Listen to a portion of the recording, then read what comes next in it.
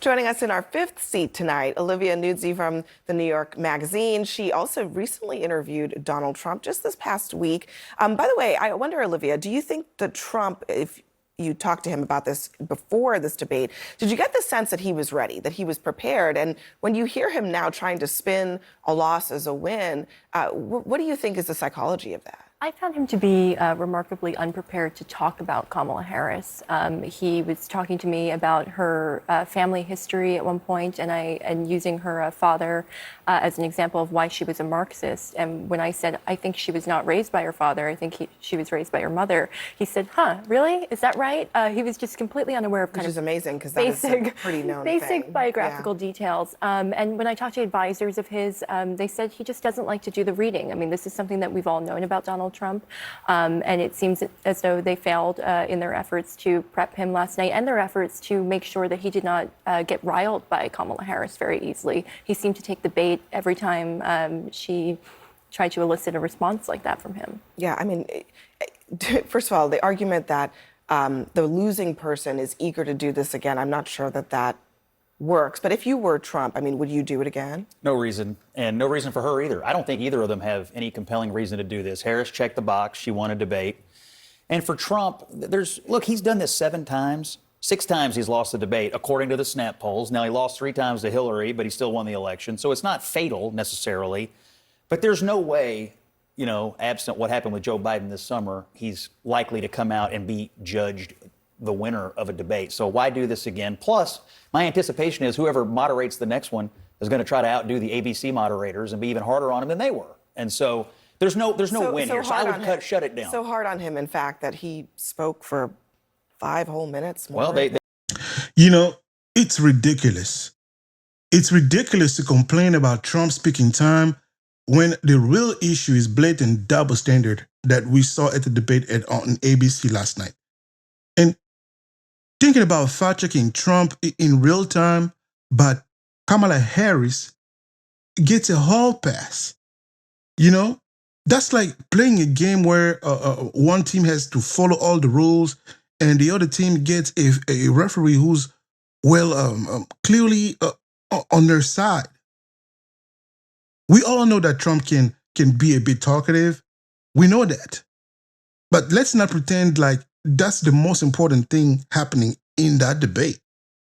When we look back at the 2020 debate between Trump and Biden, if we remember well, you can see that the moderators seemed more interested in keeping Trump in check, but Biden, not so much.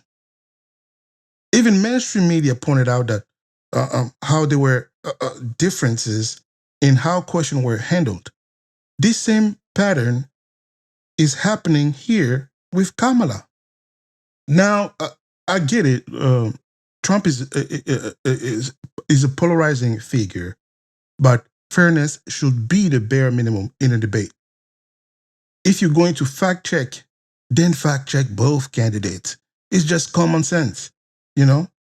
So to focus on Trump's speaking time while ignoring the clear bias from the moderator is just deflection, I think. It's a deflection right now.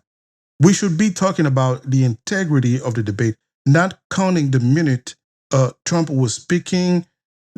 You know, fairness in a debate is critical, especially when it comes to influence voters' perception. Let's be real. Both candidates should be held to the same standard. And ABC last night, they came to fact check and push back on him, but they didn't do it to her. It's not even really all that close. Well, I mean, they didn't do it to her. Speaking time. I know, but they didn't do it to her. I'm just saying they're getting a lot of accolades today for beating the crap out of him and leaving her alone. And the next set of moderators, I'm sure, would do the same. Beating the crap out of him. I mean, the moderators, to be honest, I mean, they asked questions. They tried to get him to answer them. Sometimes he just didn't want to answer the questions. Listen, when you lose a debate, when you don't do well, you blame it on the moderators. You know, today they're saying that she had earrings that were somehow she was getting the answers. Yeah, that she had gotten the questions This is Laura beforehand. Loomer. You get all I just want to sorts- show people what you're talking about here. Right. These are the earrings that Vice President Harris was wearing. Laura Loomer, who, by the way, has been hanging around with Donald Trump, including at this debate, she suggests here that this was a listening device. Right. So to me, it's kind of ironic and funny, and I can't reconcile it because on the one hand, Donald Trump and most of his supporters are saying he won this debate, which is clearly a lie and delusional. But on the other hand, they are blaming the moderators. They're saying Kamala Harris had the questions. They're saying Kamala Harris was getting a listening device and was getting whispered the answers. So which is it? Because if you won the debate, no, I'm not saying any of that. But here's no, you're not. But a lot of his supporters are. But here's a fact. He did get pushback from them. They did try to fact check him in real time, but there were numerous questions that she would not answer. And she did tell several lies and got no fact checking. So I think if you're going to lay down a marker that we're going to push back on these candidates, you got to do it to none or you got to do it to both. They didn't fact check. Look, if you're going to fact check Trump, right, by all means, go ahead. But let's keep the same energy with Kamala Harris as well. And they failed to do it. The fact that they didn't tells you all you need to know. The media and the moderators are not playing by the same rules. They're pushing her, no question about it. That's what I think. And it gets deeper. It turns out that the moderator of this debate is the same, the lady, right? The girl, she's in the same sorority as Kamala, the AKA. Coincidence? I think not. Oh, and I didn't, did I mention that the top executive at ABC is best friend with Kamala Harris? You see the patterns, right? In June, the debate between Biden and Trump, the CNN moderators were at least trying to keep it balanced.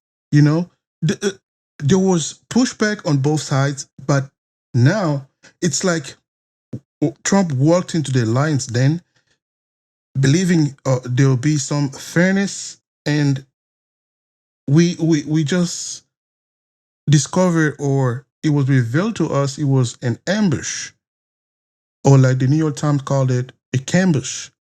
Kamala ambush, so mixed together, cambush. You know, no fact checking on Harris, no tough questions, nothing. It was a one-sided show, and even the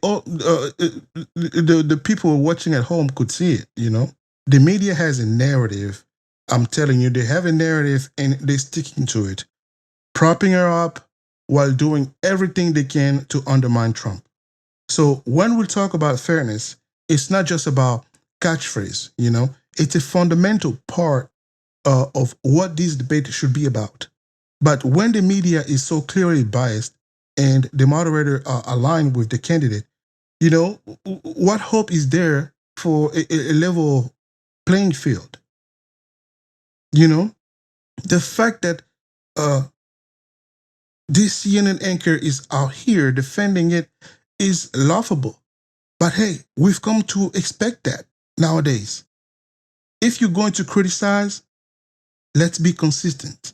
That's all we ask. Fairness. Nearly not even close to the number of times that they could have based on the number of lies that Trump told. But they did fact check the big ones, the big obvious ones that should be fact checked. I mean, the idea that somehow the problem is that they put truth on the table seems ridiculous. Yeah, listen, I guess I looked at the debate a little bit differently. You sort of not winner or loser, but you know, what did each person had to do? You know, what did we see the trend lines happening before the debate? The American public was viewing Kamala Harris as extremely liberal, right? You know, when you looked at mainstream, no matter what the media was saying, trying to reset the table and saying all these great things, the public themselves were able to decipher for themselves, this is actually a San Francisco liberal with very extreme views that are outside the mainstream. So what was her role? Her role at this debate was to prove that she's not a San Francisco liberal. I don't think that took place. I think, Trump hit her on some issues that reinforced the fact that she's a San Francisco liberal. I think she herself avoided answering these questions, which lead to the suspicion that she's a San Francisco liberal. Now, she had a strong performance, yes. But at the end of the day, having a strong performance in the debate doesn't win an election. Do you think she won the debate? Not. I don't look at debates as winners, losers. I looked at what does somebody have to accomplish. So she had to accomplish this, this, and this. I don't think she accomplished Well, I that. think most did. people look at debates as winners or losers. And listen, I've been where you all are, right? I remember the very sobering, sad, difficult time it was to admit that Joe Biden had lost that debate. He admitted that he had a terrible night. But you've got to do it. You can't keep lying to yourself. He had a terrible night because, you know why? because he is surrounding himself by all of these but Anna, conspiracy here's theorists the problem that make with him that believe theory. these crazy Is things. He can go and say them on TV. You know, in 2016, I think everybody said, and from the politics that I knew before Donald Trump, is that he had these horrible bad debate performances against Hillary. And you saw for a couple of days he lost several points, and then he regained it and ultimately won. So what we learned through that experience is that no matter what the view is or whether President Trump has this bad debate or not, he's not judged on whether his debate performance like other people are. So I think we go back to whatever Trump said. Everything that he said, you didn't see The it in ultimate polls. He's debate, baked in. though, the He's ultimate baked debate in. is going to be Election Day. We all Correct. understand that. That's one. But And that's where the winning and losing matters. I'm really channeling Tom Hanks here, his character in A League of Their Own. There's no crying in baseball. Agreed. Yeah, I just said she had a strong performance. She had an extraordinary performance, and President Donald J. Trump did not adapt. He still does think in his mind that he is running against President Biden. The vice president made it very clear you're not running against Joe Biden, but he did not adapt. He didn't change. He didn't have any vision. It was all, what is all wrong with America? He could have changed. He could have pivoted, but he didn't take the opportunity. He didn't take the opportunity to pivot. I will say this. When I rewatched it, I will give you guys that some of the questions that they asked and came back at the president with was harsher. More than one thing can be true at the same time, but there is a however. Yeah. So, he can I did ask not. Thank you for give your me honesty. I'm curious. Okay. What did you think was harsher? I'm just honestly curious. Well, the fact about her ethnicity question, I think that is why you keep bringing that up, pressing him on that. Project 2025. Look, the man said he has nothing to do with it. We can debate whether he has something to do with it or not. They did not. On the fracking question, to the vice president, and this is me as a liberator, she in 2019, when she was running, she said, I'm done with, fracking, we're going to do away with it. You can't say you're going to do away with it. They had her dead to right on that. What you can say as a candidate that I'm not in 2019, I'm not in 2020, and you know what? I changed my mind. Well, I guess the reality of it is that she reversed herself in 2020. Like that. That's not true. No, she didn't. But you know what? That's not accurate at all. Argument that she is making. But it's a it's weak not argument. true. No, okay. stop. It's All a lie I'm is saying what is it that is. more than one thing can be true at the same time. I'm with Nina. President Let's do this. Donald J. Trump lost